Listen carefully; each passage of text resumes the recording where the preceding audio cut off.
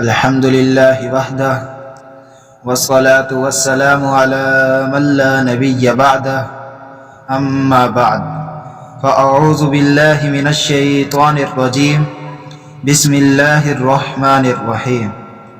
يا أيها الذين آمنوا قوا أنفسكم وأهليكم نارا صدق الله مولانا العظيم وصدق رسوله النبي الكريم ونحن على ذلك لمن الشاهدين والشاكرين والحمد لله رب العالمین۔ میں انتہائی واجب الاحترام قابل صد احترام ذی وقار علماء کرام، میرے ہم مکتب ہم مشن نڈر بے باک بہادر ساتھیوں دوستوں، آج کے بیان میں رحمت للعالمین صلی اللہ علیہ وسلم اس حیثیت سے کہ آپ علیہ السلام بچوں کے نبی ہے، جیسے آقا علیہ السلام بڑوں کے نبی ہے، آپ علیہ السلام چونکہ پوری انسانیت کے نبی بن کر آئے ہیں، مردوں کی طرف، عورتوں کی طرف، انسانوں کی طرف، فرشتوں کی طرف، جنوں کی طرف، اللہ خود قرآن کریم میں فرماتے ہیں وَمَا أَرْسَلْنَاكَ إِلَّا كَافَةً لِلنَّاسِ بَشِيرًا وَنَذِيرًا۔ پیارے نبی صلی اللہ علیہ وسلم، ہم نے آپ کو پوری کائنات کے لیے، ساری انسانیت کے لیے بشیر و نذیر بنا کر بھیجا ہے۔ محبوب علیہ السلام نے انسان کی ہر موڑ پر رہنمائی کی ہے۔ اس حوالے سے جو میں آپ سے اس وقت گفتگو کرنا چاہتا ہوں، میرے پیارے پیغمبر صلی اللہ علیہ وسلم نے آپ کو اور ہمیں اپنی اولاد کی تربیت کے اچھے انداز سکھائے ہیں۔ اولاد کے حقوق کیا ہے، ان کی ذمہ داریاں کیا ہے، اس حوالے سے میں چند ایک باتیں آپ سے کرتا ہوں۔ قابل قدر دوستوں، آج ہم کسی تقریب، اجتماع یا جلسے میں ہو، عام طور پر یہ مطالبہ ہوتا ہے، لوگ آ کر یہ کہتے ہیں ہمارے بچے بگڑ گئے ہیں، خراب ہو گئے ہیں، نافرمان ہو گئے ہیں، ہماری بات نہیں مانتے، باپ کے ساتھ بیٹا بولتا نہیں ہے، گھر میں سکون نہیں ہے۔ کبھی کسی پیر سے، کبھی کسی بزرگ سے کہا جاتا ہے کہ حضرت صاحب تعویذ دے، کبھی کہتے ہیں کہ دعا کرے، کبھی کسی دربار میں، کبھی کسی اللہ والے کی خدمت میں، کبھی کسی بزرگ کے پاس۔ یہ سارے معاملات جو ہم کرتے ہیں اس لیے کہ ہم پریشان ہوتے ہیں، ہماری اولاد کا سلوک ہمارے ساتھ صحیح نہیں۔ حقیقت یہ نہیں، اگر ہم حقیقت میں غور کریں تو یقیناً اپنے آپ کو ملامت کریں گے کہ ہم نے کیا اپنی اولاد سے صحیح سلوک کیا ہے یا ان سے اچھے سلوک کی توقع رکھے۔ کہا جاتا ہے کہ جیسا کرو گے ویسا بھرو گے۔ یہ دنیا میں طریقہ ہے کہ جو بو گے وہی کاٹو گے۔ جیسا تم نے اپنی اولاد سے سلوک کیا ہے، اپنی اولاد سے بھی اسی کی توقع رکھو کہ ہم نے اپنی اولاد کو ایمان سکھایا ہے، دین سکھایا ہے، اخلاق سکھائے ہیں،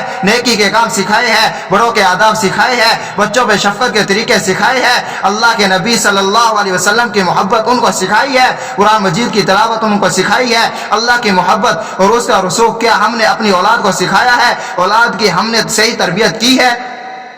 اگر ہم نے یہ سب اپنا فریضہ ادا کیا ہے تو اب اگر آپ کا بچہ نافرمان، آپ کا کہا نہیں مانتا، اب اگر آپ کا بچہ آپ کے حکم میں نہیں ہے، اگر آپ کا یہ بچہ بے دینی کی طرف ملتفت ہے تو اب آپ کو یہ شکوہ کرنے کا حق ہے کہ جناب میں نے تو بڑی محبت کی تھی، میں نے تو بڑی عزت کی ہے، میں نے تو اس کی بڑی خدمت کی ہے، میں نے تو اس کو بڑا دین سکھایا ہے، اس پر بڑی محنت کی ہے، لیکن اب بچہ نافرمان ہو گیا ہے۔ پھر یہ بات قابل سوچ ہوگی، اب سوچیں گے کہ بچہ کیوں نافرمان ہوا ہے۔ ہم حقدار ہے کہ اس بچے کو بھی سمجھائے، اس کو بھی سکھائے بھی صحیح، اس کو راہ راست پر لانے کی کوشش بھی کرے۔ اور اگر ہماری پوزیشن یہ ہے کہ ہم نے اپنی اولاد کو قرآن نہیں سکھایا، ایمان نہیں سکھایا، دین نہیں سکھایا، اس بچے نے جب بولنا شروع کیا ہے تو ہم نے اس کو کلمہ نہیں سکھایا، ہم نے اس کو اللہ اور رسولوں کے نام لینے کے طریقے نہیں سکھائے، ہم نے اس کو پیغمبر کی شریعت کے مطابق جینے کے آداب نہیں سکھائے، رہنے کے سلیقے نہیں سکھائے، بڑوں کی تعظیم نہیں سکھائی، چھوٹوں سے محبت اور شفقت کا انداز نہیں سکھایا۔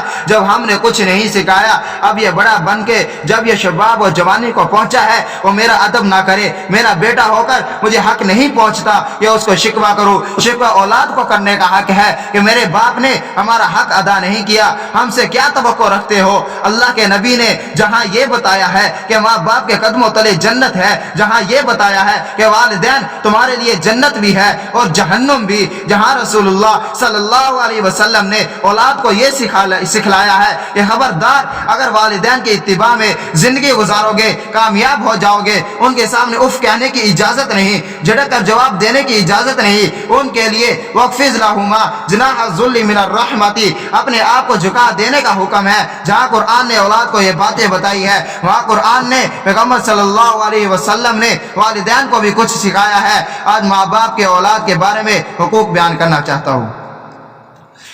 तो दीन इस्लाम के आने से पहले जैसे मुआशरे के तमाम तबकात बेहूदगी का शिकार थे, इंसानियत दम तोड़ चुकी थी। माँ बहन बेटी की कोई तमीज़ व इज्जत नहीं थी, बड़े का इकराम नहीं था, छोटे पे कोई शफ़क़त नहीं थी, सारे का सारा मुआशरा ख़राब था। रसूलुल्लाह सल्लल्लाहु अलैहि वसल्लम के आने से पहले किसी को भी पता नहीं था कि औलाद की इज्जत कैसे की जाती है, औलाद से मोहब्बत कैसे की जाती है, औलाद से प्यार कैसे किया जाता है, औलाद को आदाब सिखाए कैसे जाते हैं, औलाद से इखलाकी बर्ताव कैसे किया जाता है। वो वाक़या मशहूर है कि एक शख्स अल्लाह के रसूल सल्लल्लाहु अलैहि वसल्लम के सामने बैठे हुए अपने बच्चे की पेशानी पर बोसा देता है। आप अलैहिस्सलाम उससे पूछते हैं कि बेटी तुझे प्यारी लगती है, उससे का बोसा ले रहे हो? कहा महबूब, जब तक आप नहीं आए थे मैंने गड्ढे खोद कर अपनी 7 बेटियों को जिंदा दरगोर किया था। ये आपने सिखाया है कि बेटी जिंदा दफन करने के लायक नहीं, ये तो पेशानी चुमने के लायक है। ये मोहब्बत जो रसूलुल्लाह सल्लल्लाहु अलैहि वसल्लम ने इंसानों को अल्लाह के साथ सिखलाई है, कायनात में ऐसी मोहब्बत कोई नहीं सिखा सकता। वमा अलैना इल्लल बलाग।